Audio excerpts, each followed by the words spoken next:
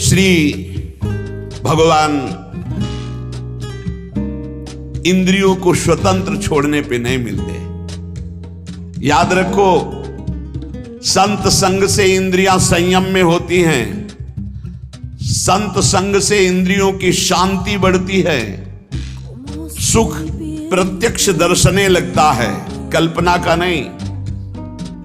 इसलिए संत संग का पहला सोपान, चाहे गृहस्थ हो चाहे विरक्त हो, ध्यान देकर सुनो। ये आज जो सर्वनाश किया जा रहा है ब्रह्मचर्य का, इसी से संत लाभ नहीं मिल पाएगा।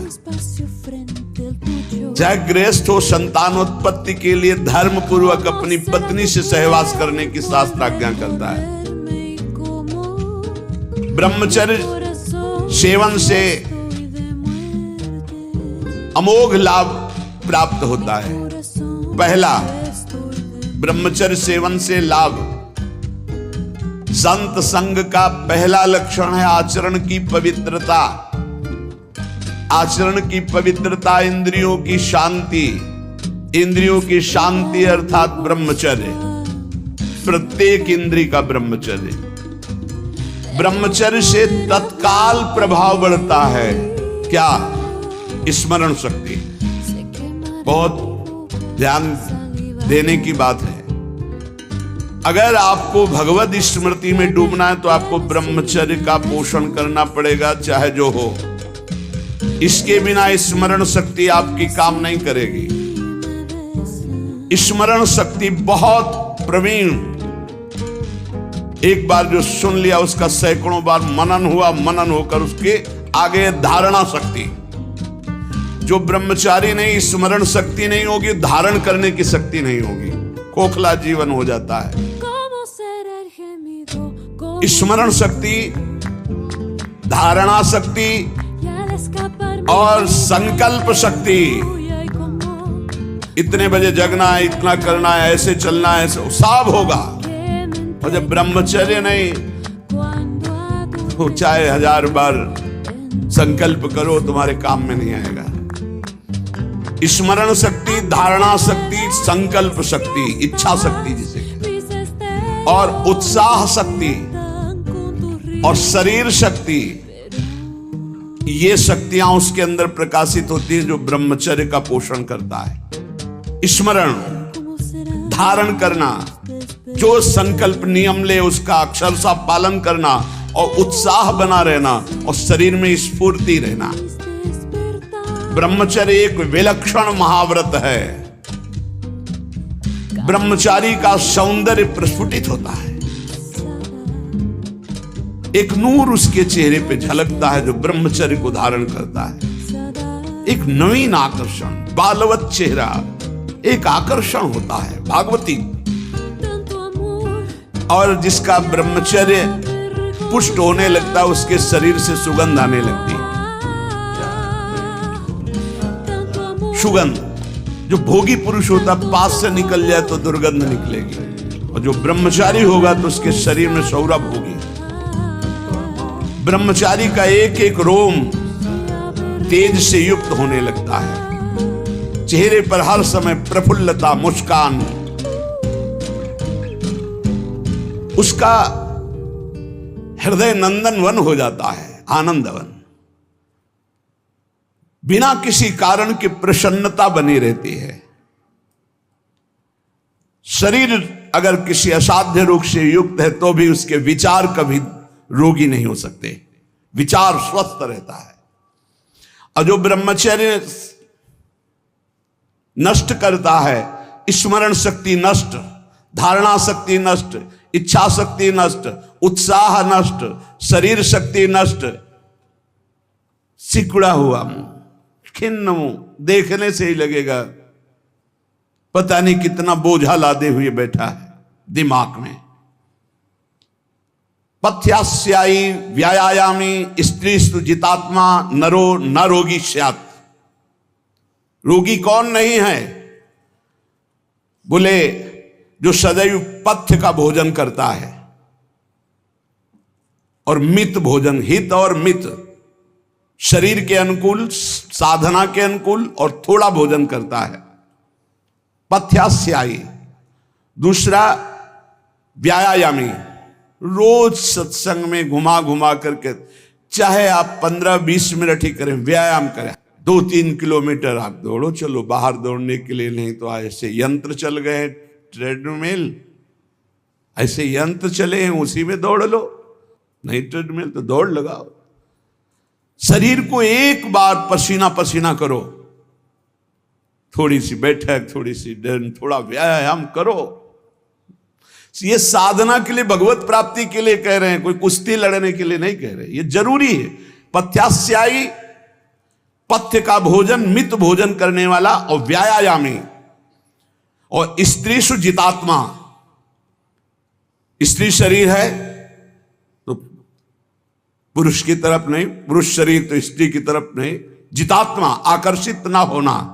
नरो न रोगी स्यात्, उसे रोगी नहीं कहते, भले वह साध्य रोग से ग्रसित हो, और अगर ये नहीं है तो वो रोगी ही है। आज नहीं तो कल पता चल जाएगा कि वो रोगी है।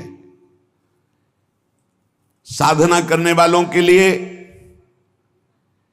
इंद्रियों को पावन करना, इंद्रियों को संयम में रखना बहुत आवश्यक है। मन के गुलाम, इंद्रियों के गुलाम, स्वेच्छाचारी भोगों की दुर्दशा में पड़ा हुआ मनुष्य है आज। असंयमी मनुष्य का मन और मस्तिष्क, ध्यान से सुन लीजिए, असंयमी जो अपनी इंद्रियों मन को मनमानी लगाए हुए है, उसका मन और मस्तिष्क और हृदय सड़ा देते हैं, जीवन को सड़ा देते हैं। मन और इंद्रियों को संयम में रखकर भगवत चरणारविंद से नहीं जोड़ोगे, सड़ा देंगे तुम्हें, तुम्हारे अंदर ही इतनी सोच गलत कर देंगे, जलोगे।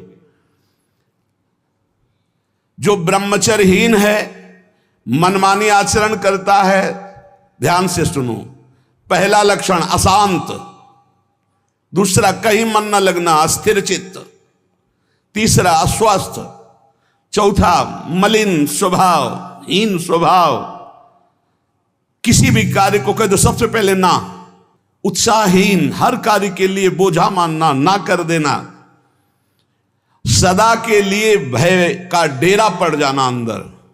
ये देखो शास्त्र है, ये महापुरुषों के द्वारा लिखा हुआ, जिन्होंने अनुभव किया सबके मनों में अपने मन को मिलाकर। इंद्रियों का जो असंयम है वो हर तरह से मनुष्य को नष्ट कर देता है। लोग अंदर का सुधार नहीं करते।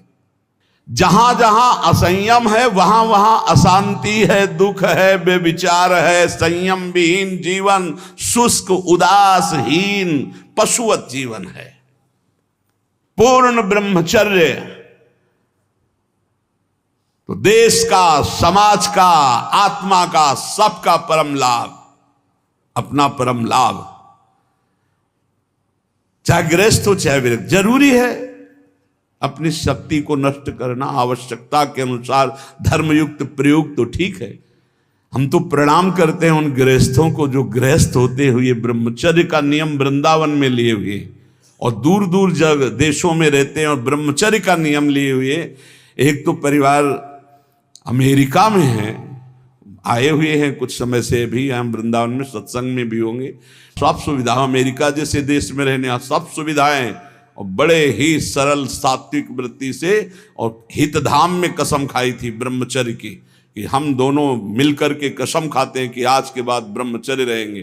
कैसा जीवन! अपने तो कितने ऐसे परिवार हैं, हम तो उनको प्रणाम करते हैं जो एक साथ पति पत्नी रहकर संयम पूर्वक जीवन व्यतीत कर रहे हैं। बलिहारी भगवान की असीम कृपा है, जिसके संग का डर बना रहता उसी संग में रहकर दोनों निकल गए। कितनी बड़ी हेतु की कृपा! ये है आश्चर्य, ये है आश्चर्य। रात दिन एक साथ रह रहे हैं, फिर भी कसम खा के ब्रह्मचर्य रहे हैं। कितनी अपार कृपा श्री जी की! कैसा मन कर देती है श्री जी, नहीं तो बहुत कठिन है, बहुत कठिन है। वही जानते हैं जो इस मार्ग में चलते हैं।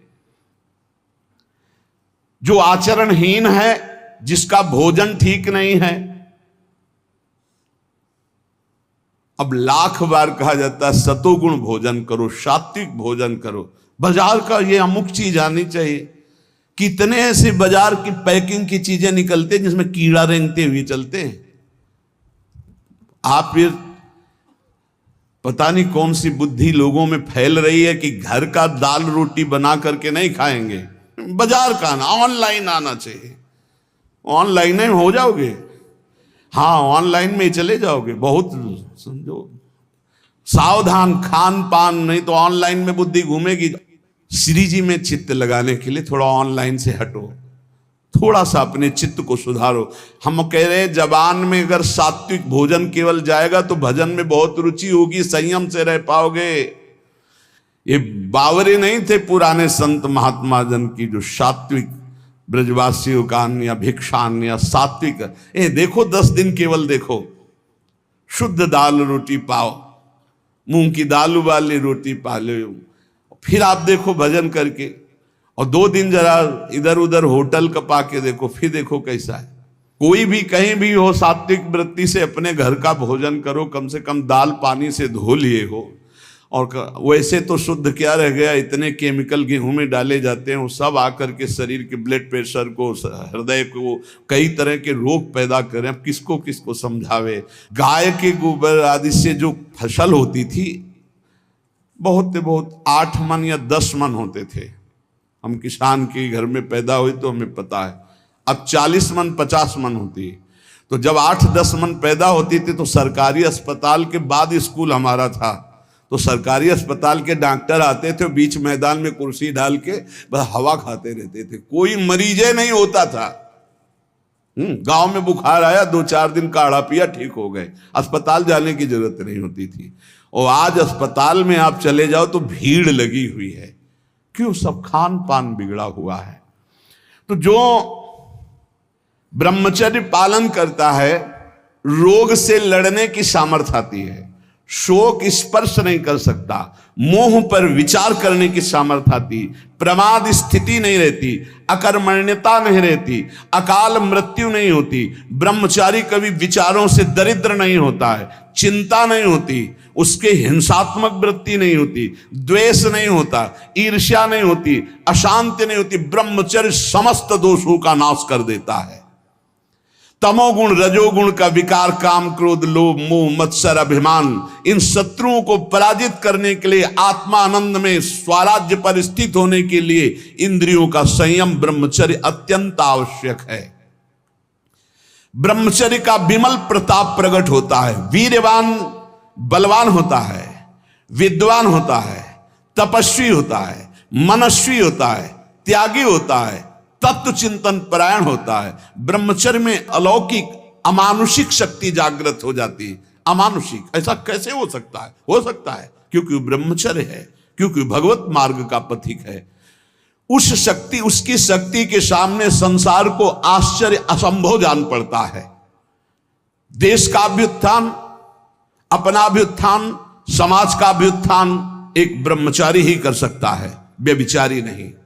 तो ये मूर्ख लोग ये नहीं समझते कि तुम इंद्रियों की गुलामी स्वीकार करते हो या स्वतंत्रता, मन की गुलामी स्वीकार करते हो या स्वतंत्रता। स्वतंत्रता किसे कहते हैं अभी जाना नहीं। मनमानी आचरण को तुम स्वतंत्र कहते हो कि मैं जो चाहूं, कितने मिनट स्वतंत्र हो जरा देखो, 1 सेकेंड भी नहीं। हर वृत्ति तुम्हें गुलाम बनाए हुए है। क्या इंद्रियों का गुलामी कभी स्वतंत्र हो सकता है? विचार करो, स्वतंत्र कौन है? स्वतंत्र है जो संयमी है, संतोषी है, जितेंद्रिय है। याद रखो, ब्रह्मचर्य सेवन ही प्रभु प्रेम और आत्मज्ञान की नींव और स्वच्छ मार्ग है। शरीर में सहने की सामर्थ्य ब्रह्मचर्य से आती। गर्मी सर्दी बरसात मान अपमान निंदा स्तुति, ये ब्रह्मचर्य से सहने से। ब्रह्मचारी को सबसे पहले अपनी रसना पर नियंत्रण रखना आवश्यक है। जबान पर, जबान बिगड़ी सब बिगड़ा। गंदे आचरण वाले, जिनको पवित्रता का ज्ञान नहीं, जिनको केवल अर्थ पिशाच हैं, नाना प्रकार की अपवित्रताएं करके तुम्हें भोजन परोसते हो, गरम गरम तुम्हारे सामने आया, तुम अमृत समझ के खा रहे हो, तुम्हारी बुद्धि नहीं खराब हो जाएगी? सबसे पहले सतमार्ग में चलने वाले को इस रसेंद्री को मारना होता है। रसेंद्री, ये जीत गए, सब जीत गए। और इस मार्ग में सबसे ज्यादा इसी को दुलार करने का अवसर मिलता है। जहां निमंत्रण होगा वहां चक्क होगा, बस को खाओ और चौपट करो अपनी साधना, अपने परमार्थ को चौपट कर दो। खाना ही मृत्यु है और खाना ही जीवन है। जो पवित्र भगवद अर्पित मित आहार करता है वो अपने जीवन को भागवतिक बना लेता। कितना खाओगे? याद रखो, परमार्थ में चलने के लिए रसेंद्री को बहुत शासन में जरूरत है, बहुत शासन की जरूरत है रसेंद्री में। अगर रसेंद्री आपकी छूटी हुई है तो कोई भी इंद्री आपके कब्जे में आने वाली नहीं। भोजन किया जाता है जीवन रखने के लिए, प्राणों का पोषण। और आप ये समझो जैसे आप 400 ग्राम अन्न पा लिए तो आपकी जीवनी शक्ति उसमें पचाने में कम लगेगी और आपके चिंतन में ज्यादा लगेगी। 800 ग्राम डाल लिया। एक दिन सुना था 24 घंटे में एक मानव शरीर को स्वस्थ रहने के लिए 400 ग्राम अन्न की जरूरत होती, बस। इसके बाद तो ऊपर ओवरलोड करना है। इतनी हानि आप नहीं समझ पा रहे, रोगों का घर बढ़ा रहे हो। थोड़ा भोजन करो, सात्विक भोजन करो और ऐसा भोजन करो जिसमें तेल आदि गरिष्ठ पदार्थ ज्यादा न हो, तो आपकी जीवनी शक्ति बढ़ेगी। आप उसी जीवनी शक्ति से भजन करेंगे। भजन में मन क्यों नहीं लगता? आप देखो, एक दिन खा के अच्छे और एक दिन 2 रोटी खाओ केवल हमारे कहने के अनुसार, कि आपको लगे कि हाँ भूख लगी अभी, और बस छोड़ दो, फिर आप भजन में लगो। देखो कैसी वृत्ति जाएगी, सतोगुणी। चंचलता मन की तभी रुकती है जब सात्विक भोजन होता है। नेत्र की चपलता, बार बार इधर उधर देखना, कानों की चपलता, प्रपंच की बात सुन, हर इंद्री का ब्रह्मचर्य हमें चाहिए। तो बहुत लाल मिर्च वाला गर्मा गर्म ये ब्रह्मचर्य के लिए सब हानिकारक। उत्तेजक भोजन नहीं, उत्तेजक दृश्य नहीं, उत्तेजक बातें नहीं, तभी संयम से चला जा सकता है। प्रतिदिन एकाग्रता पूर्वक कुछ सदग्रंथों का स्वाध्याय सबको करना चाहिए, सत्संग सुनना चाहिए, परम पवित्र महाभागवतों के चरित्र पढ़ने चाहिए, सरलता पूर्वक विश्वेश्वर भगवान की प्रार्थना, उनका नाम जप करना चाहिए। केवल ऐसे संयम से चलने से सबकी उन्नति का भाव जागृत हो जाता है, निस्वार्थ भाव जागृत हो जाता है। पूरे जगत का मंगल वो कर सकता है जो संयमी है। जो संयमी नहीं, वो दीन दुखी अपनी इंद्रियों के पोषण भरण में लगा रहता है।